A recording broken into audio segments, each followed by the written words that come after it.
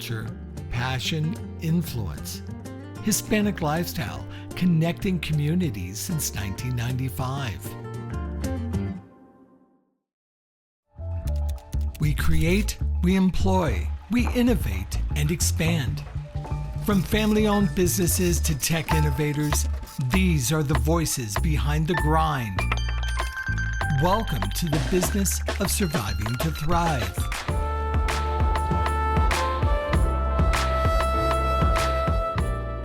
There's some research coming out about how the usage of AI among women is about a quarter of what it is among men. Women are not testing AI, they're not playing with AI. And if you look at Latinas, they're even further behind. My name is Rachel Brink. I am the chairwoman of Latinas in Tech. In addition to that, I am the general partner of Red Bike Capital, which is an early stage venture capital fund based in New York that invests across vertical AI, SaaS, fintech, and health and wellness.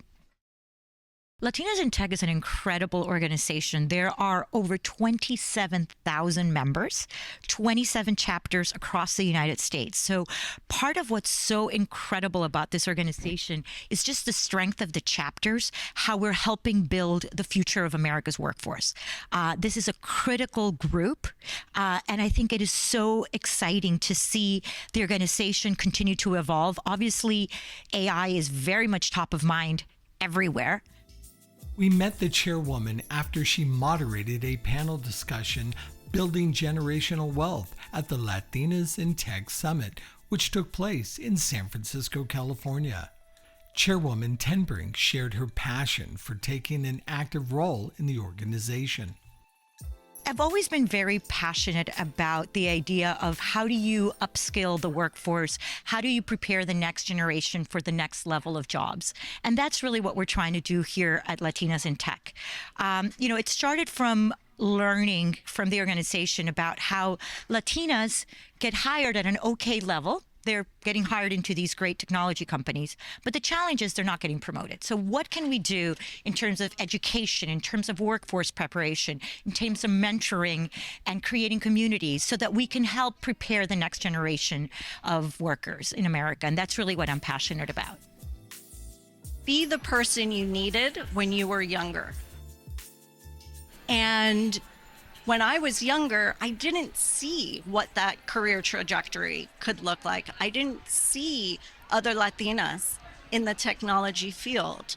And I thought it was really important to build this pipeline to help educate and help advance women who are interested in technology careers. My name is Rose Hartwig. I'm a CMO for tech companies, a C-level advisor on growth and transformation. I work with Fortune 500 companies, scale-ups and startups, Peloton, Meta, Google, VMware, Cohesity, and more. I am a board member for Latinas in Tech, an organization called How Women Lead, the Latino Business Action Network. And I'm very passionate about advancing women and leaders in technology. People often comment that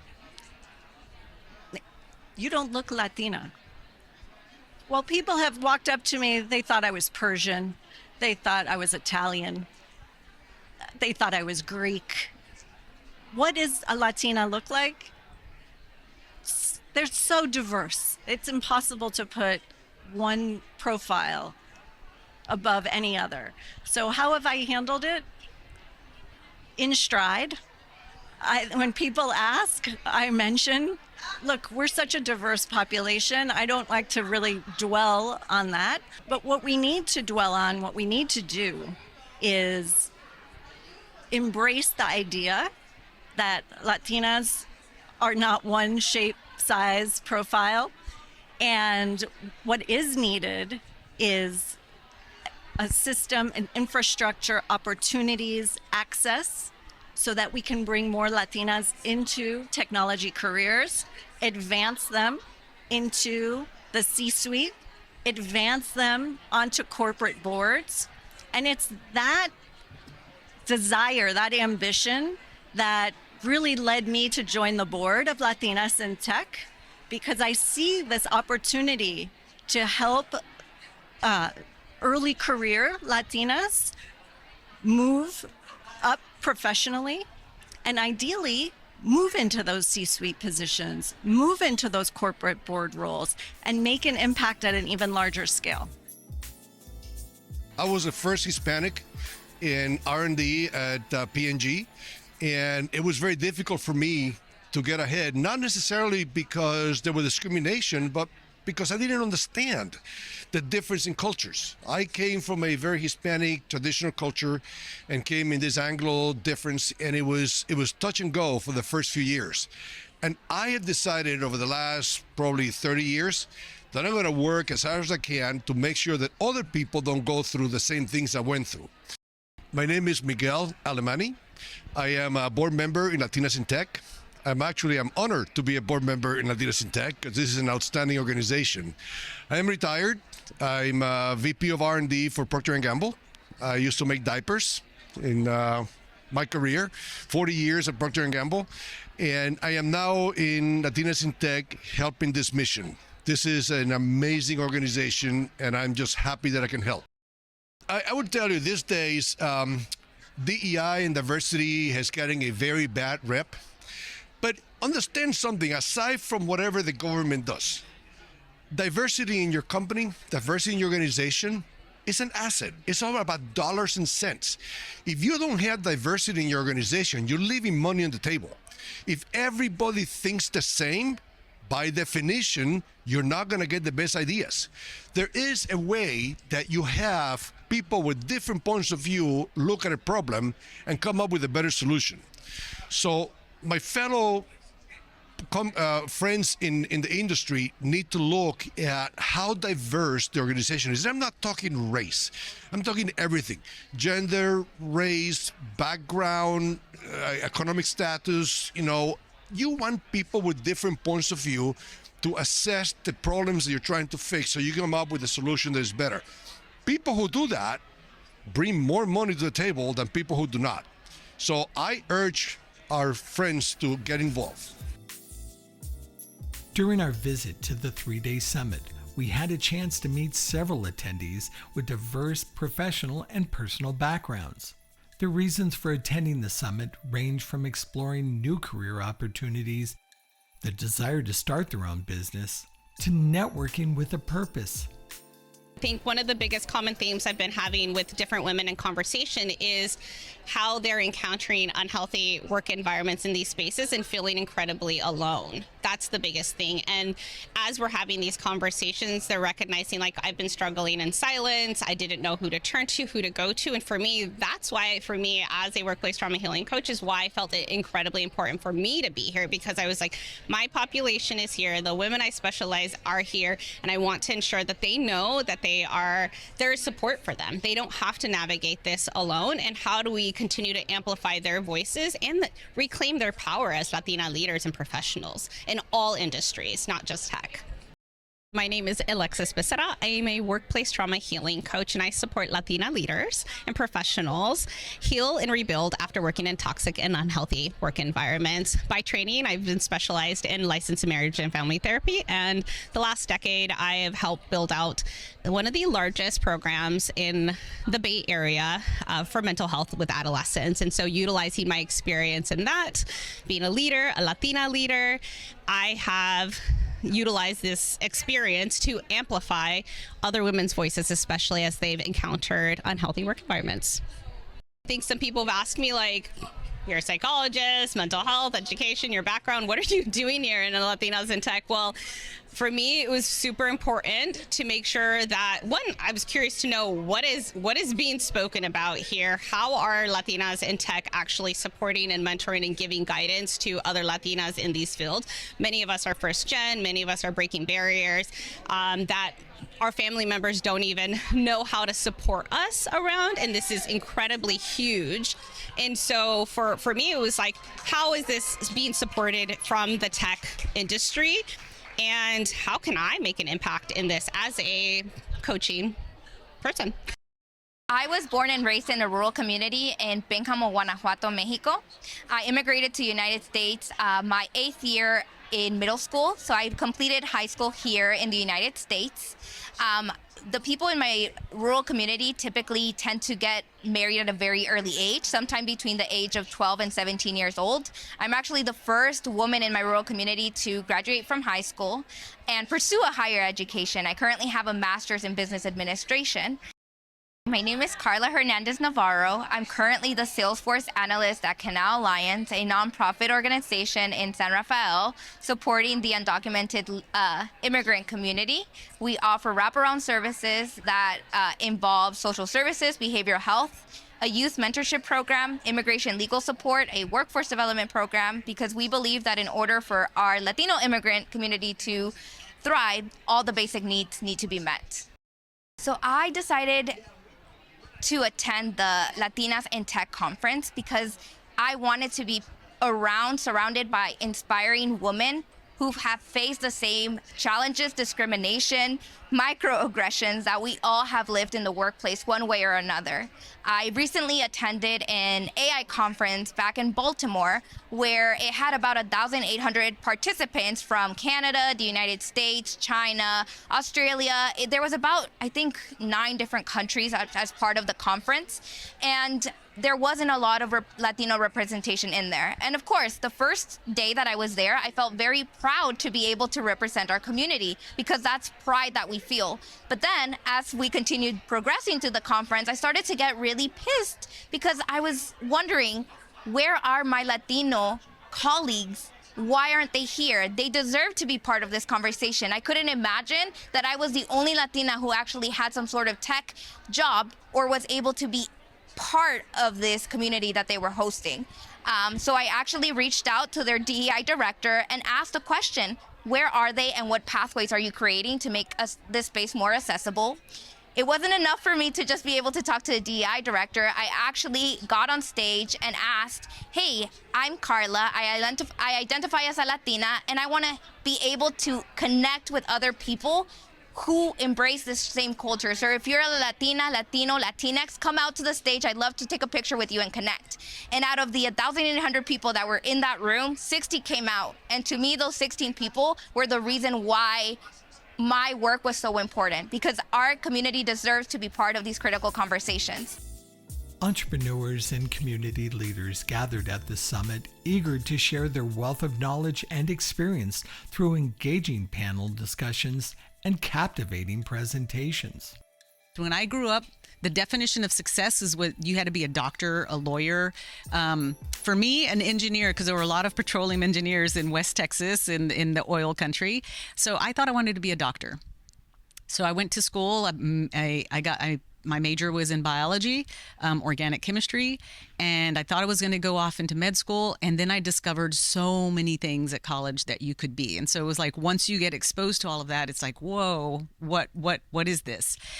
So I ended up taking a different path. I got my master's in higher education, administration, really leadership development. How do leaders become leaders, and really wanting to understand the psychology of that.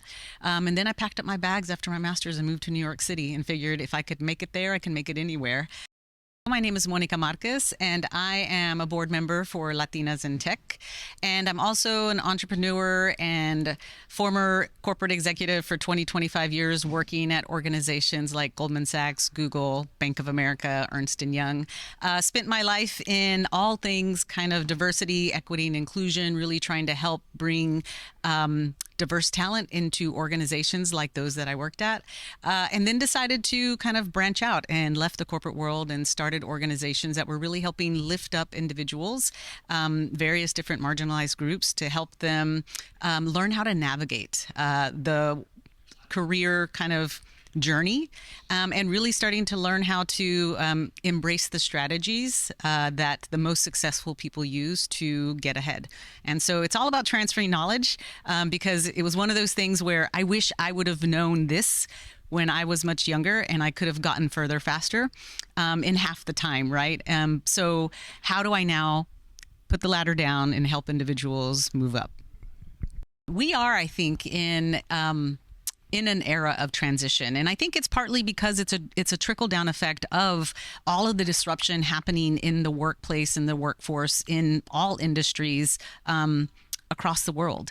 And for many people, that means companies are reorging. There's, they're automating things that sometimes these entry level roles no longer exist and they don't need those things. And so what I tell people is that if you're impacted by some of this disruption, give yourself maybe a minute to wallow in that sorrow, but then get excited about what is it that you have to unlearn in order to learn to move forward, right? And that's what it's all about. I think the new power dynamic is learning how to unlearn so that you can relearn the new ways of doing things. And so for a lot of people, there's this idea of shame if you get laid off or you're in this transition, you're miserable in the job that you are. But what you have to do is get out of your own way. You have to get out of your own way and start to really identify what is it that you want, right? And really flip the script on this idea of like, oh my gosh, I've lost my job, or I hate what I'm doing. My company's completely changed because of AI or whatever. Of really starting to ask yourself, okay, well, what's next? And not thinking about what's next, what's going to fall in my lap next is like, what do I want to create? What is the intention? What is it that I need to manifest? What is it that I need to visualize? And how do I narrate that and articulate that to everybody that I meet in order to help that opportunity realize itself? And so it is natural to feel that, fear, that shame, or that kind of like, I don't know what I'm going to do with my life. But in those moments, you have to give yourself some white space to really think about and ask yourself that famous Simon Sinek question of, what's your why? Like, what is the why? Why do you do what you want to do, or why do you want to do what you want to do? And sometimes it's being very brutally honest with yourself of, what do you want to do? And sometimes we don't ask ourselves that question. And it sounds like a very simple question of like, what do you love to do? But when you really sit down and try to put pen to paper or start typing on your computer what that is, it just doesn't come naturally. You have to really kind of sit in it and understand, what do you love to do, and how do you afford the opportunity or create the opportunity to do more of it, right? And so whenever I tell people, whenever there have been organizational changes for me, I've been fortunate that I didn't get fired, but I was told, you've got to go do another job. And in those moments, it was just like, what do you mean another job? This is what I love doing. But then looking at it is like, this is an opportunity. Let me make it what I want it to be. And unless you're able to articulate that to somebody, they're not going to understand where to place you. And so it's self-awareness. It comes down to self-awareness and being able to be agile and really think about where or how am I going to add the most value that comes naturally to me. Don't try to be something that you're not, because like you said, you'll wake up one day and realize that you're miserable. And usually when you are miserable in those roles, you do end up falling to be one of those individuals that they let go because they see it, that you're not in your zone. And so it's all comes down to self-awareness and being able to articulate that self-awareness to somebody else. There's something that is happening right now with people that are working for someone else and also entrepreneurs. And today I talked about it. It's what is next? So you're successful. So what now? What? How much difference are you making? And what is next for you? Hello, my name is Dr. Betty, and I am a business doctor. I take sick businesses and make them healthy. I take sick anything and makes it healthy. Actually, whether it's a business or a city or a municipality or a kingdom or a governmental agency, I have a gift, and my gift is to take very complex things and make them simple. People always ask me, so what's next? You just did this turnaround, so what's next? So what's next? So people get to a ceiling, and it's almost like graduating. You graduate from kindergarten to the next level, and then to the next level, and then to high school, and then to college, then to master's, then to doctorate. Every time you graduate, you start at the bottom of the next level, and then you go to the top of the next level. It's the same thing in corporate, and it's the same thing in your business. So you get to a certain level, to $1 million, and then to 10 million, and then to 50 million, 20 million, 50, 100 million.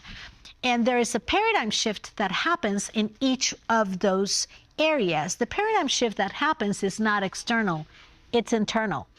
So how do I expand my mind so that I can actually receive what it's like to be managing or owning a $50 million company? It's different than a $1 million company.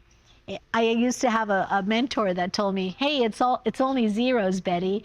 And I said, yeah, it's only zeros. But when you're managing one person, 10 people, 100 people, 10,000 people, it's going to be a different conversation, and it's going to be a different process to be able to manage a huge organization than it is to manage a small one. From a financial perspective, for example, managing a small company is very complicated. Why?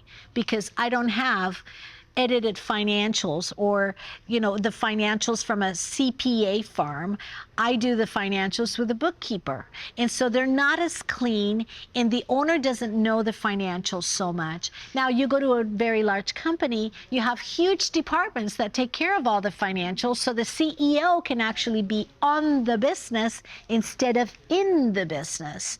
So by being able to understand and having been in the chair of those CEOs, both from the small, medium, and very large companies, I'm able to really support them in their growth and realizing, okay, what's next? And this is what we're doing here. It's really teaching the people that are here, so what? Now what?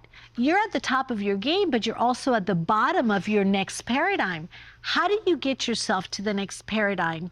And then how do you expand your world? How do you expand your board of directors so that now the circle that you are in is a much larger circle, it's much higher, and it's a different type of mentality that it takes to be able to be coexist in this new environment. And you need coaches, you need mentors, you need champions that will stake their reputation on the line for you.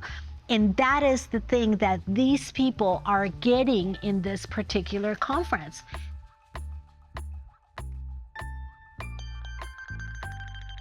For more insights on the topics discussed in this episode, visit the website HispanicLifestyle.com.